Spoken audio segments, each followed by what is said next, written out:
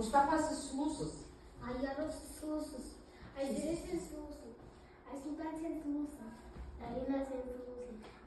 Гүлназар, сен сұлусың. Бекұлан, сен сұлусың. Дина, сіз сұлусыз. Нұха, сіз сұлусыз. Аяла, сен сұлусыз. Нұрали, сен сұлусың. Мұғалім, сіз сұлусыз.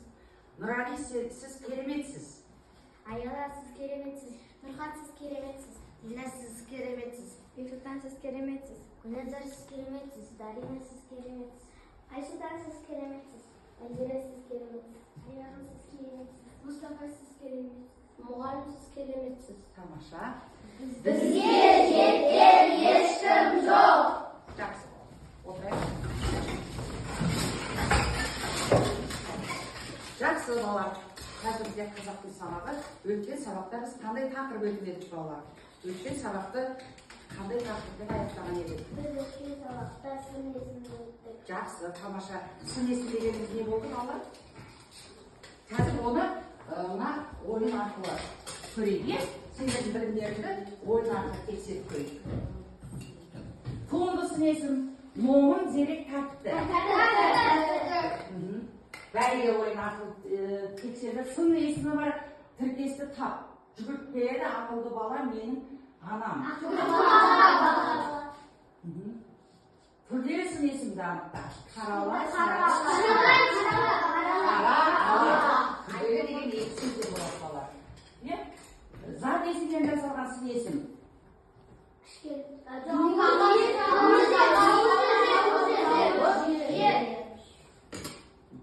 Сын есім нені білдіреді? Сын есім? Нұрали? Сын есім дегеніміз заттың түрін, түсін, сапасын білдіреді, сұрақтары қандай қай? Тамаша, жарайсың, келесі, дұрыс. Сын есімнің сұрағы, сын есімнің сұрағы, сын есімнің сұрағы, Қандай қай? тамаша. Сын есімнің астын қалай сызамыз? Дарина, сын есімнің астын Ерек. толтырып десек, сын есімнің. Сын есімнің астын ерек көбірсі. Тамаша. Пияздың дәмі Нұрхан ашты. Толық сөйлейді, пияздың ашы деп, дәмі деп. Жақсы. Жақсы балалар, тамаша. Енді тақтаға назар аударайық. Жалпы сын есім туралы біліміміз бар екен. Енді бүгін біз білімімізді алғарай толықтырамыз. Ол үшін тақтаға көңіл аударайық. Тақтаға көңіл аударайық балалар. Тақтаға көңіл аударайық. Күшік. Қандай сөз? Балтық. Кекілік.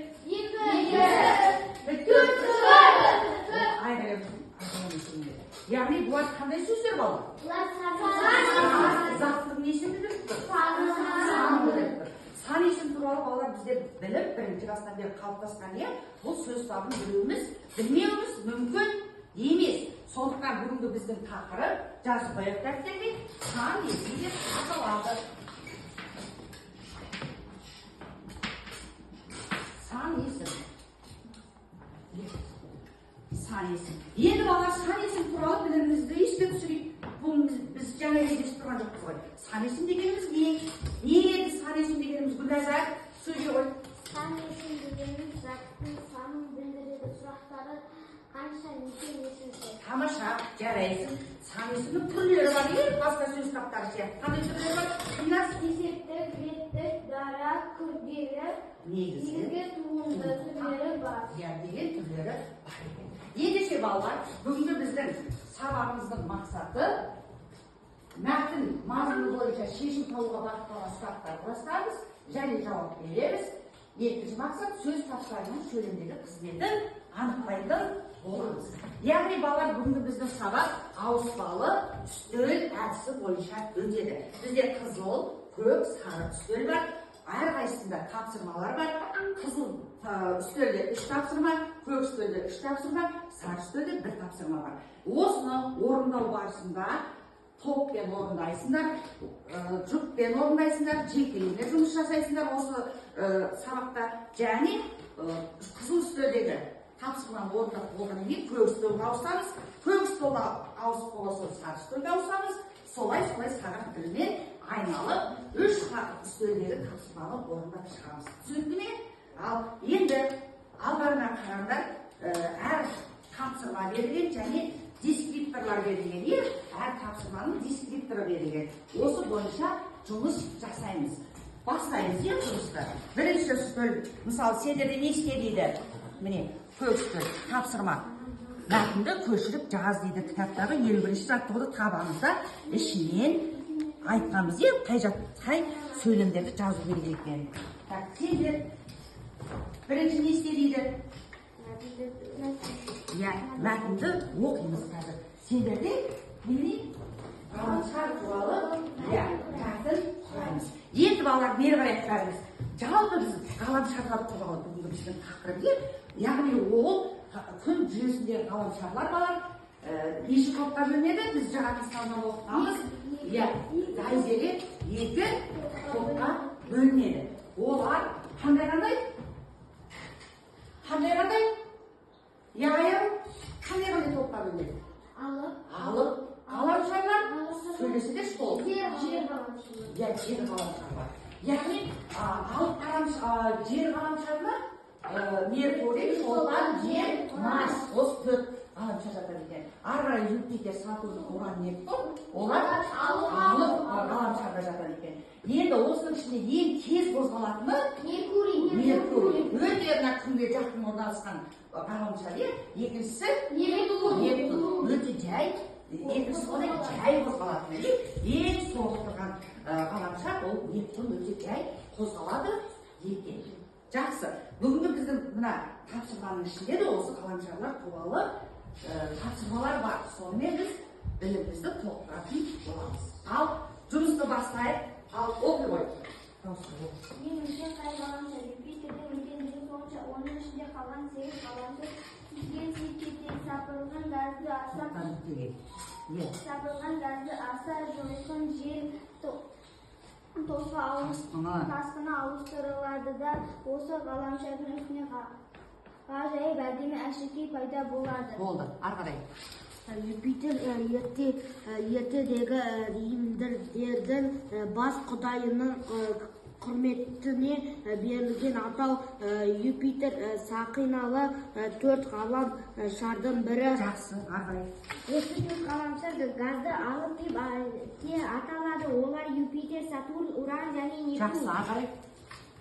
Бұлар ортасындағы кішкене тасты қоршап тұрған аса ірі газ шары секілді. Жақсы. Енді іштерінен тағы бір рет оқып, сұрақтарыңды дайындаңдар. Сұрақтарыңды жазамыз. Оның екінші тапсырма, үшінші тапсырма, ары қарай орындаймыз. Келесі топта екі сөйлемнен Соны кейін сөз табына талдаймыз. Сөз табына талдаймыз. Оны кейін екіншісінде берілген сан есімдерді зат есімдерді байланыстырасыңдар. Оны кейін ішінде сан есім бар, мақал мәтін жазамыз. 2, 3 болса жетіп жатыр. Біз не туралы натоқ күн жүйесі туралы, күн жүйесіндегі ғаламшарлар туралы өзіміздің ұнатқан, білетін ғаламшар туралы жазамыз.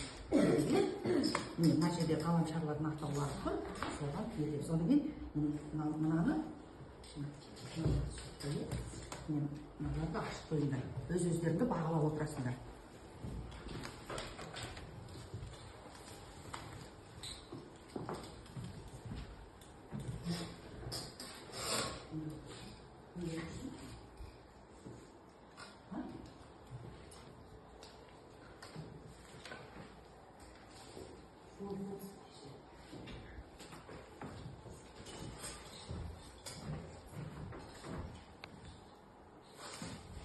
Болған топ, қоңырауды басамыз.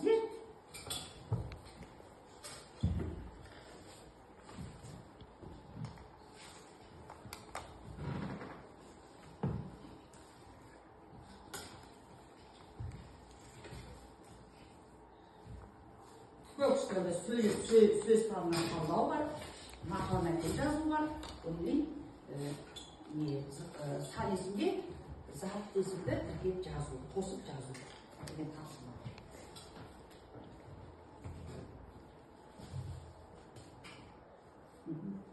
Qanday so'raydi?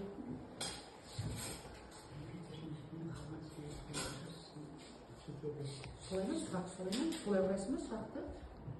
No, surat emas kerak. Surat qo'yasın, surat söyleyeceksin. Durus ayağı.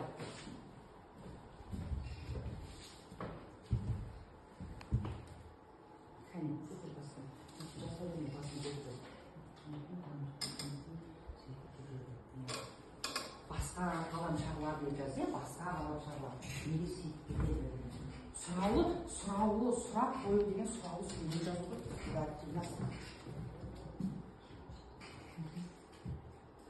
Болды ма? Дайына? Талдаман жоқсыз ғой. Сөз табына талдаман жоқ қой анау.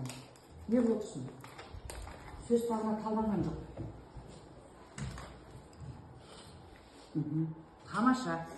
Тамаша. Сөйлеп талданып тұр. Уже екінші неге? Өте жақсы.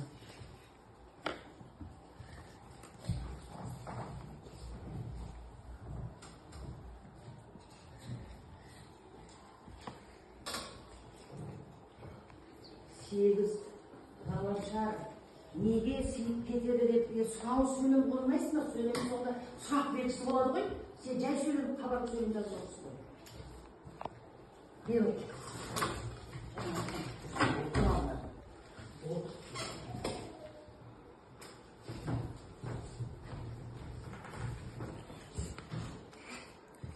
Сұрау сөйлем соңына қандай қыз келді? Сұрау сөйлем соңына қандай қыз келді? Не болған жауап жазасың? Сұрақ қане жазамын деп тұр саған. Отырасың ба? Еске шығарсың ба?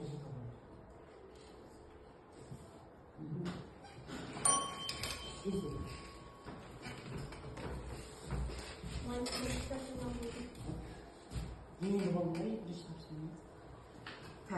Күн жүйесі, күн туралы, е? Енді.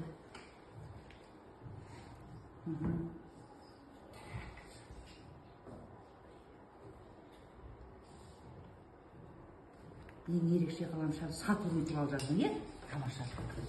Уран дейді. Уран ол алып ғаламшарларға жатады, е? Ең соңының алдында тұрған ғаламшар. Дұрыс, жетінші ғаламшары дейді. Мұзды алыбы санатына жатады дейді. Жақсы, тамаша. Әр ғаламшар туралы балалар жазып жатырмыз.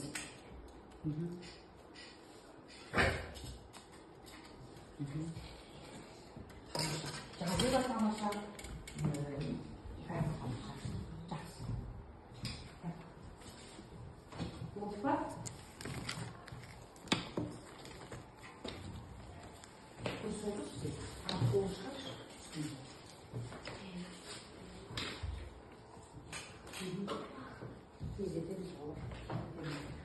Ашып, бағалап, жинақталып, айналып. Аяқтаймыз балалар. Жақсы, барлық балалар жұмысты жақсы жасап отыр.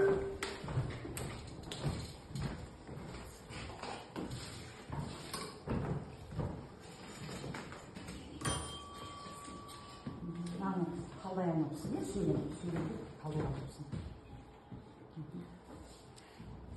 Сан есімнің астын ерексіздігін сәсін. Е? Тамаша. Мынаны я сан есімнің астын ерексіздігін сәсін. Жақсы, тамаша. Біреу болса да жазмақ болады.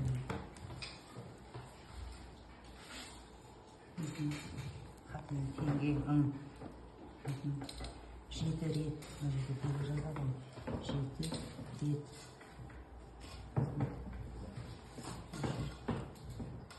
Өлшеп, бір рет кес.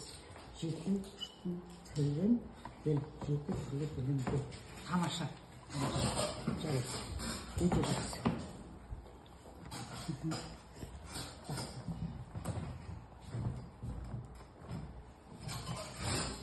Үшінші тапсырманы жазып ол.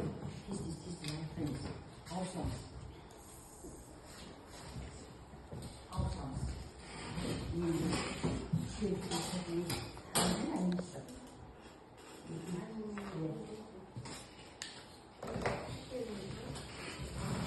ғаламшар балалар осылай күнді 8 ғаламшар күнді осылай айланып тұрады. Міне, біз бұның бәрін жаратылыстану пәнінен көрген болатынбыз. Жақсы.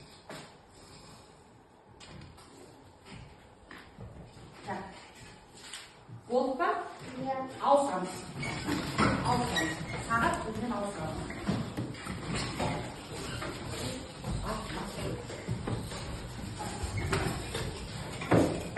Қатсымалар түсініпті ғой бала? Оқып жасай берген. Ашамыз, мақол оқып үйретті, бір мақол қайдына оқып. Баста. Оның ішіне қалған теріс ғарқып тезек кетеді. Сатырласқан газды аздар жылытын бел тасқына аударыстырады.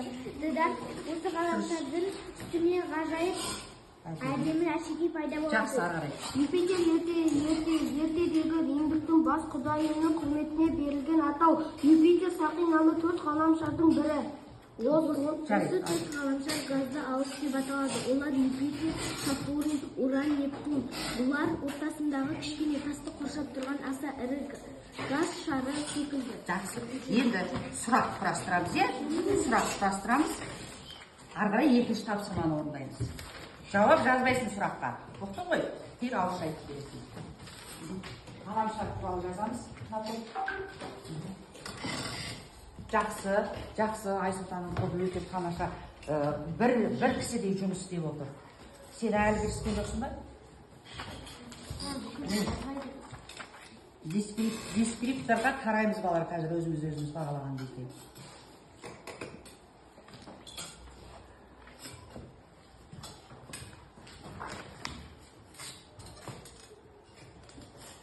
Қалай екінші тапсырма өтеді?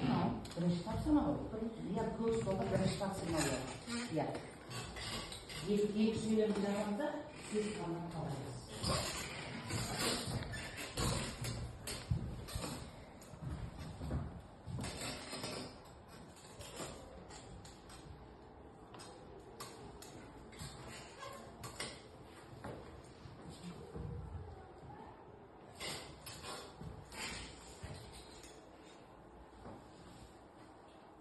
Екі сөйлемді ғана жазамыз. Нұрали, екінші, үшінші сөйлемді жазып, сөз табынан қалдаймыз. Сөз табынан қалдаймыз.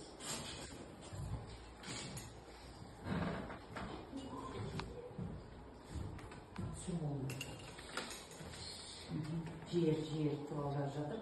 Меркурий дейді. Юпитер туралы жазып. Меркурий бұл күнге ең жақын орналасқан ғаламшар, өте тез қозғалатын ғаламшар. Тамаша, Айсұлтан жазып жатыр.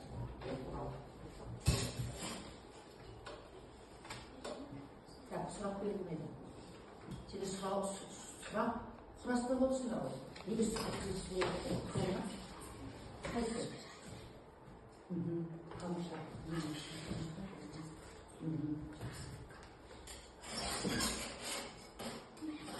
Тамаша, Аяғу, Айзере, Мұстафа тамаша жұмыс жасап отыр.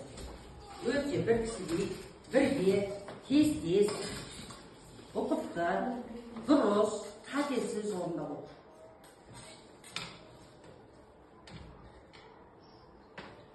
Қарындаш жақын ол. Қарындаш мысалы.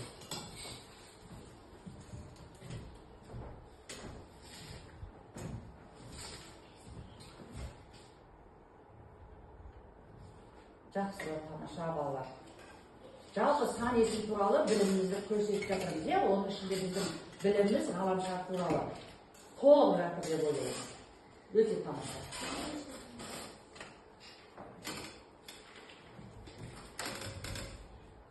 Сан есімдер балалар, сендер білетіндей ретті, есепті, дана, күрделі, негізгі, туындығы болып қана бөлінбейді. Сан есімдер, оның бәрін сіздер жоғары басқарғанда өтесіздер. Жинақтау, топтау, болжамдау, бөлшектеу сияқты түрлерге лайық сан есімнің. Яғни жинақтау жетеу, бірден жетіге дейінгі сандарға ғана қолданылады екен ол. Біреу, екеу, үшеу, төртеу, бесеу, алтау, жетеу. Бұл ары келмейді. Жеті санына дейін ғана жинақтау сан есімі қолданылады екен. Топтау сан есімі бар. Ол мысалы 10-10-нан, 6-6-дан, 2-2-ден деген сияқты топтау сан есімдері бар. Одан кейін болжамдық сан есім дейді. Болжамдық сан есім балалар. Мысалы үшін оның 100-ге тарта қойы бар деген сияқты болжам 100-ге тарта деген сияқты 20 шақты деген сияқты 20 шақты адам шақыратын сияқты оның деген сияқты одан кейін бөлшектік бізде математикада балалар 5-тен 2 3,5 деген сияқты ұғымдар бар ғой бөлшектік ұғымдары осы сан есімде олар бөлшектік сан есім деп аталады бұл туралы сендер не болды жоғары классқа өткенде толық мағлұмат аласыңдар. 5, 20, 30 маған неше болды?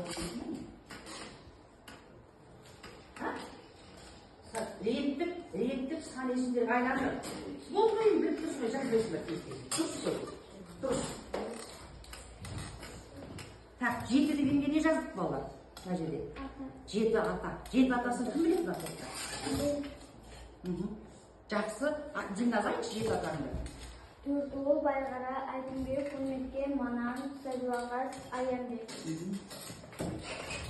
Темір, Сары, Өсетлеу, Тұтқын, Кердек,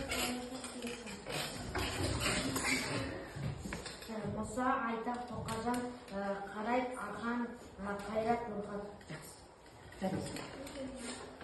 Тамаша. Сен де білесің, иә, аялар? Жақсы. 7 ата.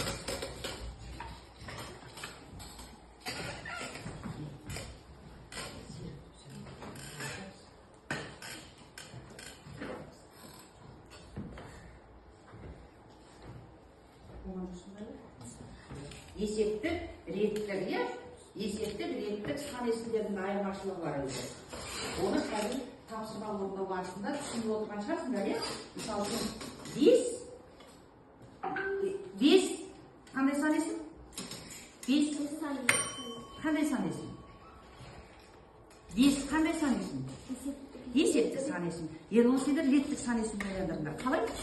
5-ші. Қандай айырмашылық бар екенінде? Оның есепті қанускіде сөз сақылда айтылады. Реттік сан есімде болған ұншы деген жұрнақтағы жалған тұр. Жұрнақсыз, иә, есептікте жұрнақсыз айтылады. Ал реттікте жұрнақпен ұншы деген жұрнақ арқылы жасалады. Өте тамаша. Жақсы. Бұның бәрін біз балалар өткен сыныптарда өткенбіз, иә? Жақсы, тамаша. Ойымызға түсіп жатыр екен. Бір деп жазасың, әр үстірді келсен, бір деп жазасың. Мақал мәтел ме? Мақал мәтелін жаз, біреу болса да жаз. Сендер жазыңдар ма мақал мәтеліңді? Жүзден жүріп, мұнан тұлпары келім. Дәрәйсің, 100 теңген болғанша, жігітке жеті өнерде азды. Сен қайсына келдің? 32 дейді. Біреу болса да жаз, бір мақал мәтел болса да жаз. Тамаша. Біреу де жетеді. Деген бала неме дейді? Жетесіз болады, арсыз емес. Жетесіз. Сізде жеті атасын білмеген жетесіз дейді. Жеті атасын білмеген жетесіз. Жақсы бала, сен болды ма? Жақсы. Иә, сен күн оқыдым. Оқып жүрші Гүлназар сен. Жер тіршілік бар жалғыз ғаламшар, ол күн жүйесі бойынша үшінші тұр. Ол күнді толық 24 сағат айналады. Бұл ғаламшарда тіршілік көзі өмір сүреді. Оның серігі ай. Жақсы, сен оқып жүр. Меркурий күнге ең жақын орналасқан және ең кішкентай ғаламшар. Ол өз орбитасын небәрі 88 жер тәулігінде толық айналып шығады. Оның атмосферасы жұқа болғандықтан күндіз өте ыстық +450 градусқа дейін, ал түнде өте суық -170 градусқа дейін болады. Меркурийдің төбесі Kraterlerге толы және айғақтар. Тамаша. Суриде айда сақинадан. Жарайсыңдар. Балалар. Енді болды ма? Жаздық. Бір мақал мәтін болса да жаздық. Тамаша балалар. Тұра қалайық. Сергіз сәтіне. Сергіз сәтіне тұра қалайық. Және бірін, тұра қалды.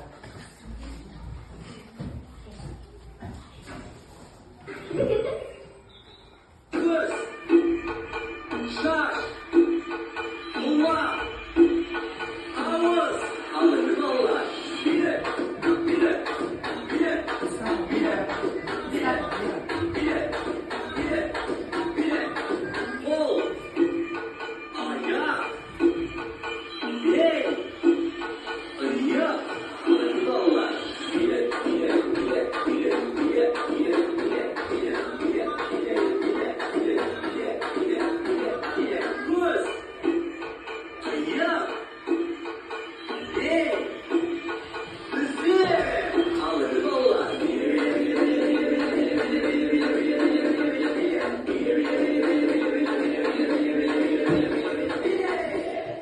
Вот, тамаша.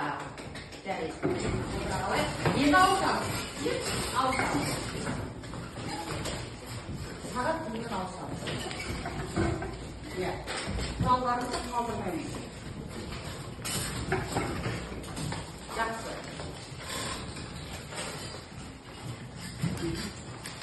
Тамаша.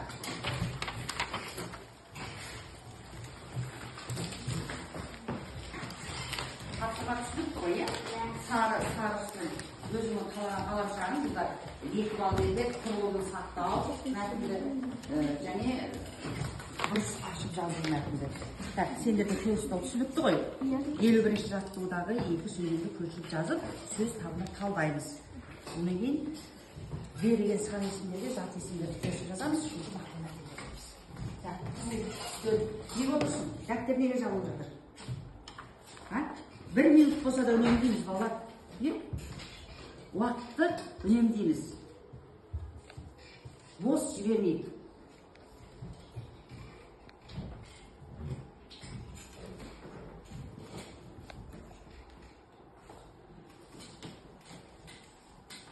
Түсінбеген жерлер болса, балалар ұстап алыңдар, мына жерде мен түсінбей оқуым деген сияқты. Оқып жіберейік. Қайсыға? Yenilgen hayvanlar, Jüpiter yenilgen durumda onun üstüne kalan yıldız bağırsak bir şey gelir.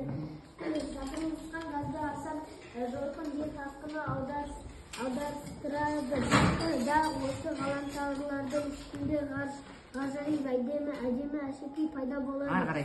Юпитер ертегі римдіктердің бас құдайының құрметіне берілген атау. Юпитер сақиналы төрт ғаламшардың бірі. Болды ол, жақсы. Гүлназар. Осы төрт ғаламшар газды алып деп те аталады. Олар Юпитер, Сатурн, Уран және Нептун. Болды, сен бар. Сен ол, соңғы сөйлеміз. Олар ортасындағы кішкене тасты қоршап тұрған аса ірі газ шары секілді. Жақсы, тамаша. Енді осы мәтін бойынша сұрақ құрастырамыз, бір сұрақ. Шешіміз табылатын. Оның ішінде неге, неліктен деген сұрауы сөз болу керек.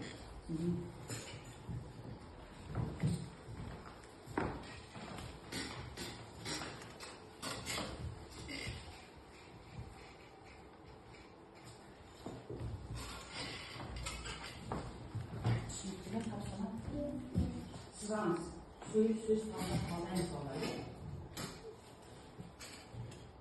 Бірінші етістікті табамыз, оның етістік арқылы зат есімді табамыз. Онымен қалан сөз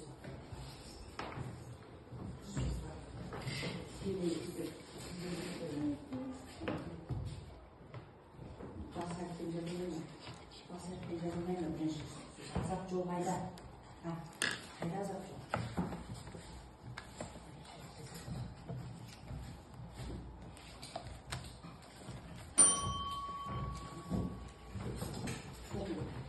Сатурн күнжесінен ең алыс орналасқан. Ол күнді толық айналу үшін 1295 жыл қажет. Оның желінің жылдамдығы Сағатына сағатынан 1800 километр айналады. Километр болады деп айналады. Километр.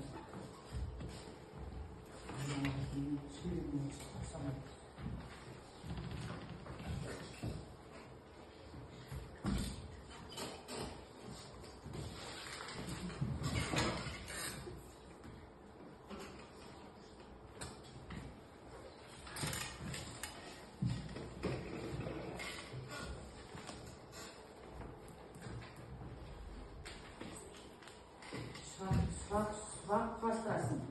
Sen koşup жатырсың ғой. 4 ғаламшар жазды. Алып неге аталады деп жазсаңшы, неге аталады болады. Сұрау сөйлем бастасын. Сұрау сөйлем бастасын.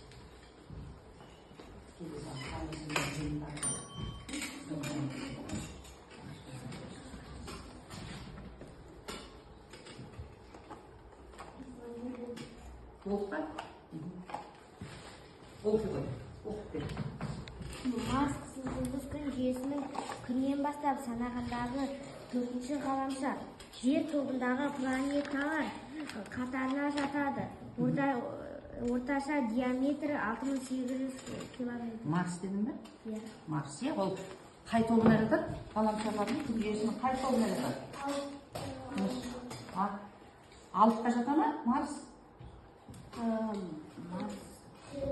Иә, жер тобына жатады. Жер тобына жатады. 4-еуі жер тобына, 4-еуі алып деп аталады. Ұмытпаймыз. Бұл болашақта да саған керек болатын дерек.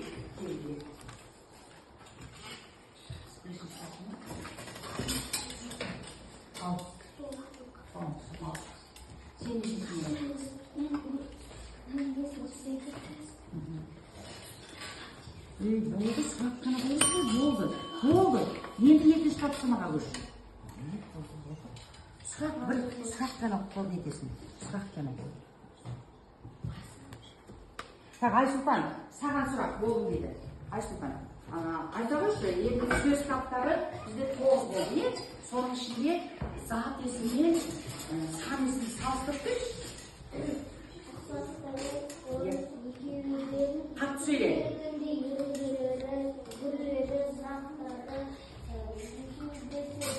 Жақсы, екеуі сөз табылып жатады.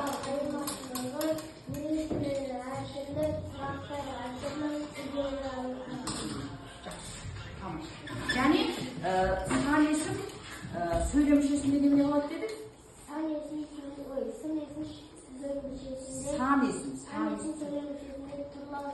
тұрлаусыз мүше болады.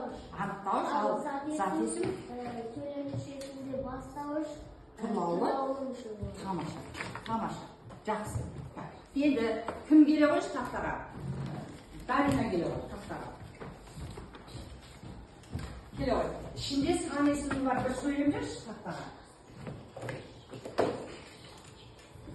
Қандай сөйлем айтшы? Қандай сөйлем? Жақсы, тамаша.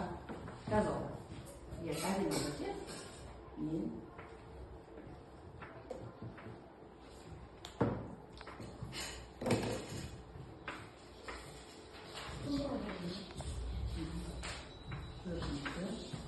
Сыныпта.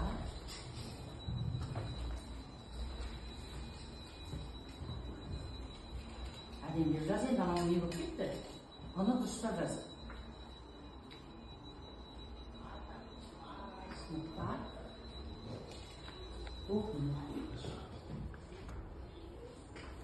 Оқимын дейді.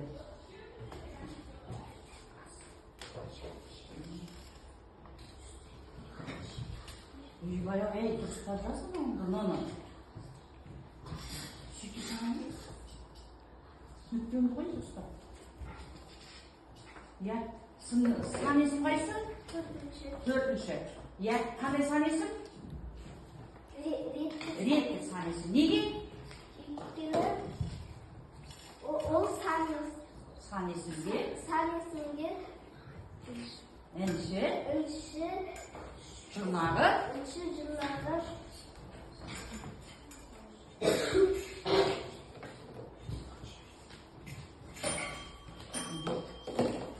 иә, 4 інші деген рештік сан сімнің сан жұрнағы иә, Журнал. Жақсы. Гүлназар болды ма? Сен келе ғой тақтаға. Келе ғой. Сен бір сөйлем жаза ғой. Қарап отырамыз, бала қатесі осы түзейміз, е?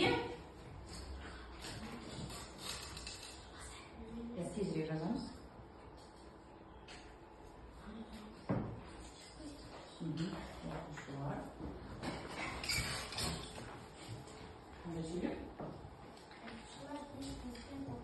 Жақсы, жазалым. 5-5-тен деген балалар қандай сан есім дедік? Топтау сан есімі болады. Топтау сан есімі біз болашақта танысамыз. Топтау сан есімі болады. Топқа, 95-тен топқа не? Бөлінді. Мен артама жазсашы, бірге жазған сияқты қоян ау менде. Қалай сендер ешен? Сөздердің Аллах қаласы бір Аллахтан қақтады. Жазуда бір салса, бөлінді.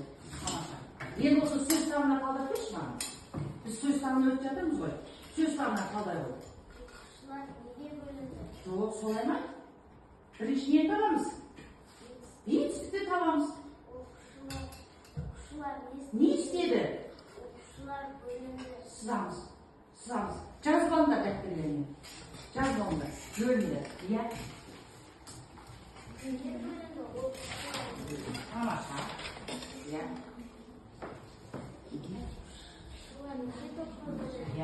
Бестен. Иә. Бұл не болады? Сан есім болады. Топқа деген туалсыз мүше болады. Жақсы. Жарайды. Жақсы. Отырауы. Балалар бәріміз орындап болдық па тапсырманы? Иә. Тапсырманы орындап болдық, иә? Ендеше біз қандай тақырып өтіп жаттық өзі бүгін? Нені өттік сабақ бойы? Не туралы айттық? Не туралы айттық? Иә. Не туралы айттық, Нұрайым? Біз бүгінгі сабақта сан есім туралы өттік. Енді сан есімнен білімімізді тексерейік, сан есім туралы білімімізді бәйге ойын арқылы тағы да тексеріп жіберейік. Сабақтың астындағы соңындарды тексеріп жіберейік білімімізді. Не үйрендік бүгінгі сабақта? Мына сөйлемдегі сан есімді тап. Енді 3 дәл бар. Қандай сан есім? Есептік. Мына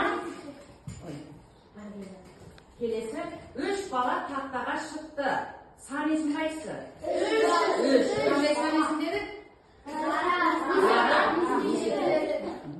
Тамаша.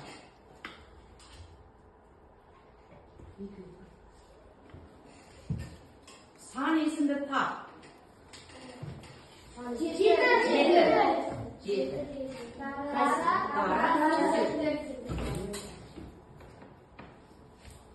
Сан есім сөйлемде не үшін керек? Не үшін керек? Затты Нұрали, кім? Нұрфат заттың саны білу үшін жарайды екен. Келесі, қай сөйлемде сан есім жоқ дейді? Ол кітап оқып отыр. Тамаша. Жарайсыңдар. Мына сөйлемде қанша сан есім бар? Әжем 5 алма, 2 банан сатып алды. 2 сан есім бар. Жақсы.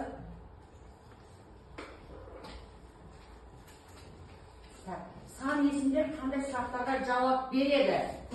Сан есім қандай сұраққа жауап береді? Айтпайыз. Сан есім. Сан есім сұрақтары қандай қай? Қандай қайма?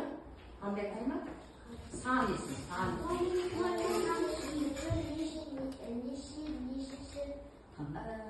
Қанша? Дұрыс. Қанша неше сұраққа жауап береді? Шатаспаймыз. Жақсы, тамаша. Ойымызға түсіп жатыр екен. Bir деп жазасың, әр сөйлеген сайын бір деп жазасың. Мақал мәтел ме? Мақал мәтеліңді жаз, біреу болса да жаз. Сендер жазыңдар ма мақал мәтеліңді? Жүзден жүріп, мұндан жұпары дедім. Жарайсың, 100 теңге болғанша, жігітке 7 өнерде аз дейді. Сен қайсына келдің? 32 тест дейді. Біреу болса да жаз, бір мақал мәтел болса да жаз. Тамаша. Біреу де жетеді. Неден бала? Неме дейді? Жетесіз болады, арсыз емес. Жетесіз. Сізге жеті атасын білмеген жетесіз дейді. Жеті атасын білмеген жетесіз. Жақсы бала, сен болды ма? Жақсы. Иә, сенікін оқыдым. Оқып жүрші Гүлназар сен. Жер тіршілік бар жалғыз ғаламшар, ол күн желісі бойынша үшінші тұр. Ол күнді толық 24 сағат айналады. Ол ғаламшарда тіршілік көзі өмір сүреді. Оның серігі ай. Жақсы, сен оқып жүр. Меркурийге ең жақын орналасқан және ең кішкентай ғаламшар. Ол өз орбитасын небәрі 88 жер тәулігінде толық айналып шығады. Оның атмосферасы жұқа болғандықтан күндіз өте ыстық +450 градусқа дейін, ал түнде өте суық -170 градусқа дейін болады. Меркурийдің төбесі кратерлерге толы және айға ұқсас. Меркурийде айда сақинада жоқ. Жарайсың. Бала. Енді болды ма? Жазды. Бір мақал мәтел болса да жазды. Тамаша бала. Тұра қалайық. Сергіп шәкіне. Сергіп шәкіне тұра қалайық. Және бірін тұра қалды.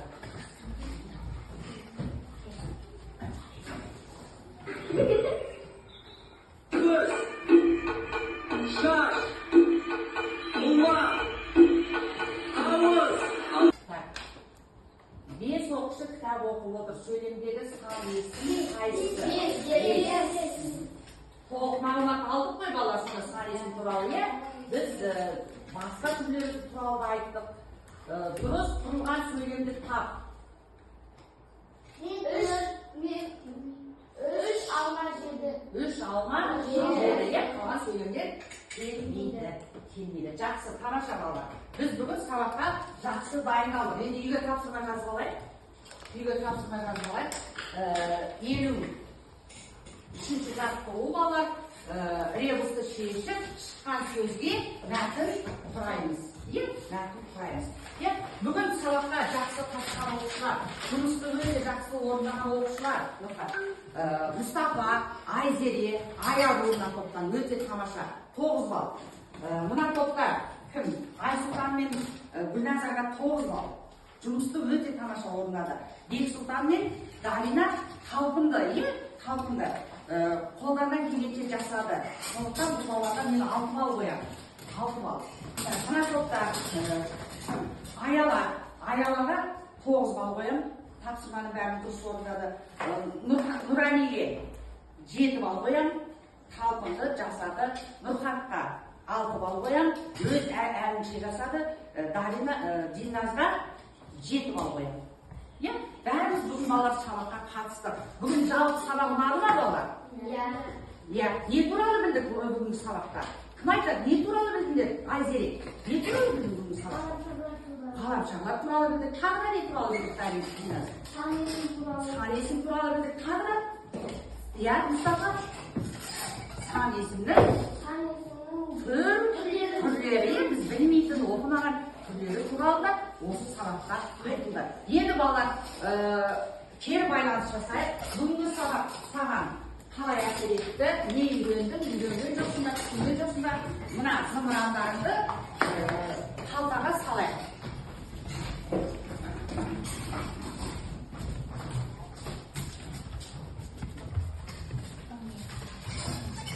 Сабақ аяқталды. Рахмет.